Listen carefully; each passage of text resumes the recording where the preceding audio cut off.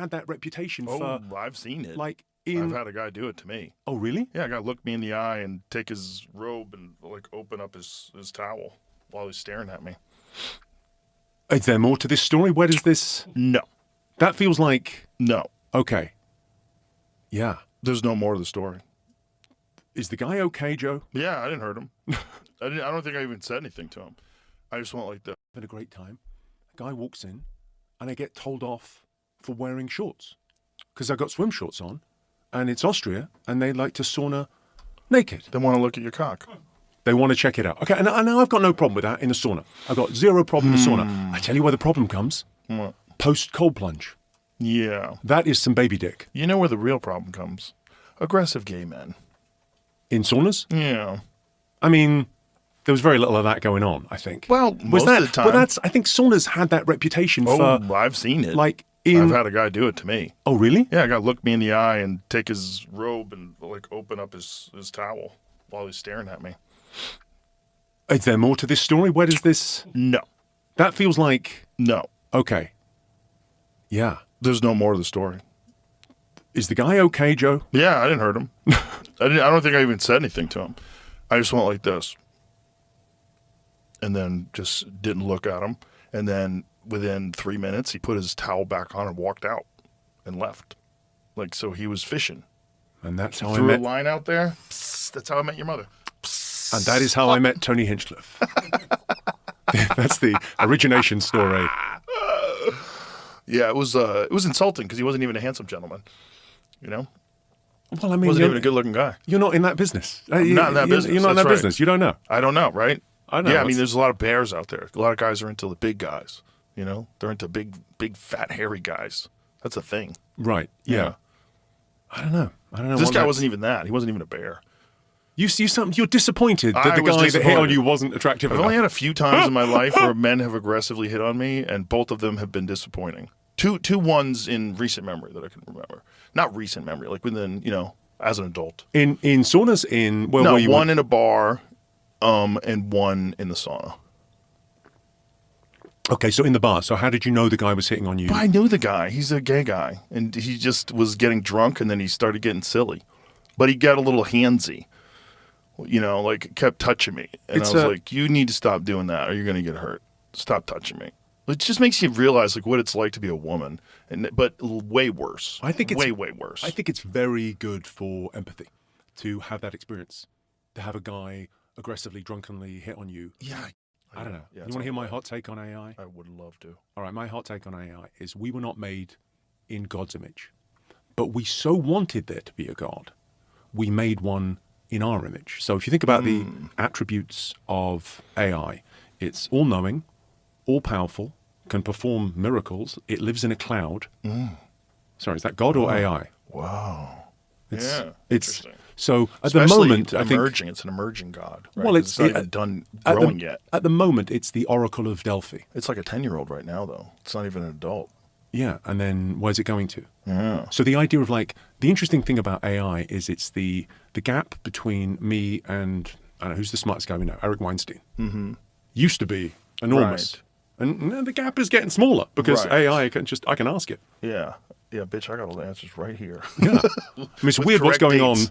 on. I had a gag about it, like a bit about in our universities, the students are using AI to write their essays, and then the tutors are using AI to mark the essays, and then after 3 years, AI gets the job. It actually seems very fair. Yeah, it's probably what's going to happen. What you're saying is very funny. It's like, it is accurate, though. It does seem to resemble a god.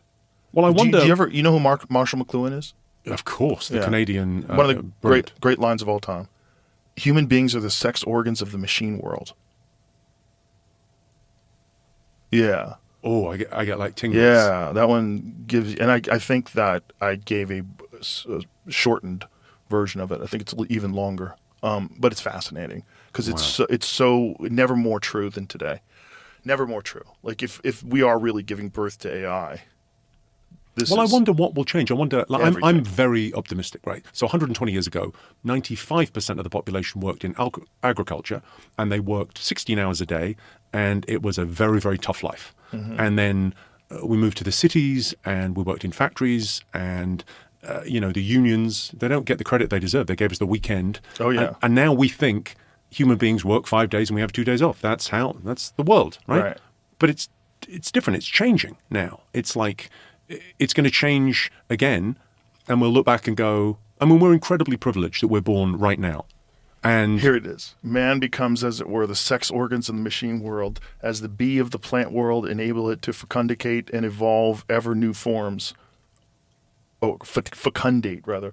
Machine world reciprocates man's love by expediting his wishes and desires, namely in providing him with wealth. It's not as eloquent as the sex organs in the machine world. I think you nailed it, didn't I you? think my version of it's a little better. Come on, but Marshall McLuhan. It's his words. I think we're the electronic caterpillar that's going to become a butterfly. That's what I think. I think we're giving birth to a new form of life. That's what I think we're doing with I love AI. that thing with that book, The Beginning of Infinity. I can't get over that. What book is that? Who wrote that? It's Beginning of Infinity. I think it's David Deutsch. And it's the... Can you show the... Yeah, what's David the beginning of the book? So the idea of the beginning of infinity is that if... But they still have insane innovation. Like China's technological innovation is probably greater than ours in a lot of areas. In the areas of electric vehicles, for sure. In the areas of drones, for sure. I don't know if you saw this, but there was some sort of a mothership drone that they're going to launch. That is this enormous vehicle that drones can launch off of. And okay, I mean, this feels like... Yeah, it's dangerous. It's like they have some spectacular drone capabilities. And they also have electric cars that, if you don't follow these obscure car review people online that review Chinese electric cars, you'd have no idea. Like, these cars are insane. They have cars that do like a 360. Like, it'll sit there parked and it'll just spin in a circle if you want to. So if you want to take a U-turn, instead of having to go all the way around, your car will just spin around in a circle and go back the other way. Weird stuff, man. Like insane technology inside the vehicles, like spectacular looking cars. Yeah, they're on the verge of, passing us in many areas because there's a lot of regulation in regards to drone technology in particular in this country. If you want to be a drone pilot, is that gonna change now? I don't know. Ukraine. I mean, that's the first drone war. I don't know. It's all scary. The drone thing is weird because if you allow everyone to have drones, like you get that sometimes where like you see people dealing with drones over their house. Like, is that legal? Can you just fly over my fucking house with a drone? Turns out it is. Turns out it is legal. Well, how much of it as well? Like, I mean, talking to the right guy here, but how much of the alien stuff that we watched in the 1950s and 60s was that technology being tested in America? So this is the drone mothership. This is the drone mothership that China's created.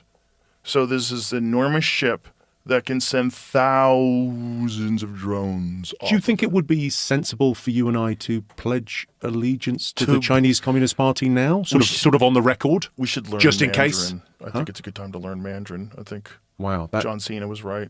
Look at that. 25 meters wide. Wow. That's wild. That's big. Yeah. I mean, it feels like it's a quarter of a football field. I don't know. So war is changing, isn't it? I mean, but it used to be. I suppose it's always changed. It used to be guys, and you wear blue, we'll wear red, we'll line up, and then we'll just smash it out. And those days are over. But there was no civilian. I am also very convinced that some of these are either China's, Russia's, or ours. What happened with New Jersey earlier? Remember earlier? Good question. Like it feels like the news cycle. It's actually back to Eric Weinstein. It's that thing of like anti-interesting. That's such an interesting story that was in the news cycle for like 24 hours, and they went, "Oh, okay." They killed it. Nothing, I guess. They Nothing to talked see about here. it all the time, and then they killed it. I think they were probably searching for something. The primary theory that I've heard from the Tinfoil Hat Brigade is that there was a warhead that was unaccounted for. There was a nuclear warhead. They've tracked. Have you seen the numbers on that? Yeah. It's the broken arrows, they call them. Mm-hmm. And apparently there's like 18 broken arrows. Mm-hmm. And you go, what's a broken arrow? Well, it's a thermonuclear missile, and we don't know where it is. Yeah. We've misplaced that. Yeah. That's not great news, is it? So the fear was that there was somehow or another, through some port of entry or something, they had made it into the United States. And so these drones were using some sort of gamma ray detection devices, some top secret stuff where they were flying over these areas in a consistent grid and trying to get a reading, see if they could find that thing. Because if that thing exists, you'd be able to get a reading and figure out, okay, there's something down there that's emitting a very unusual signal. We might have found it. Yeah. Well, I mean, that's the argument for life visiting us, is the idea that we split the atom. And somehow that's like a fire alarm in the universe. That's why the club, the mothership, the rooms are named Fat Man and Little Boy. Yeah. That's why. Oh, because after the... Yeah, because after the bombs is when the UFO phenomenon really hyped up, really increased radically. The Kenneth Arnold sighting, the famous, where the term flying saucer was coined, that was in the 1950s. I want to say that's like 52. And then it feels like, I don't know, 10 years ago, talking about being visited by aliens was like absolutely tinfoil. Yeah. And now politicians are asking questions and we kind of want to know more. And yet it feels like it's kind of a news story that wouldn't be surprising now. Right. Well, I think that's the goal. Like, the goal is to normalize it. And if you were a government, we had Hal Puthoff on, who's a physicist who, during the Bush administration, was contracted along with several other scientists to devise a list. This was the mandate. They came to them and said, here's the issue. We have crashed UFOs and we have recovered biological entities that are not of this world. What would be the pros? And they didn't tell them if this was true or not. They said, what would be the pros of disclosure? What would be the cons? And I want you to attach a numerical value to each one. So disruption of government, religion, politics, all these different things. Like, what would happen to the nuclear family? Like, what happens if we know we're not alone? What happens if we are visited on a consistent basis? What happens?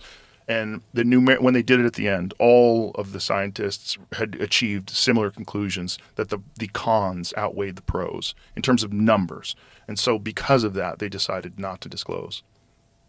So this was like during the 1980s, I guess? 90s? When was Bush 2? No, okay, 2000. So 2000. So it was around then. Yeah. Yeah, what do they know? What do they tell you the first day? I don't think they tell you the first day. I think the president is a temp. The president's like a substitute teacher. I don't think you get to know much. I don't think Trump knows. Well, I think they probably told him some things. I worry that the government is like, there's a theory that there hasn't really been an American government since 1945. No, since 63. Well, because everything got siloed.